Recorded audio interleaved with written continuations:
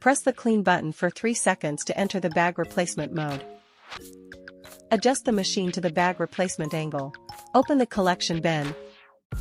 Unlock the knob-type fasteners on both sides.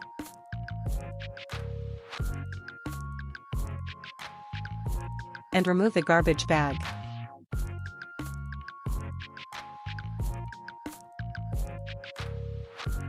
Insert the garbage bag into the garbage clip.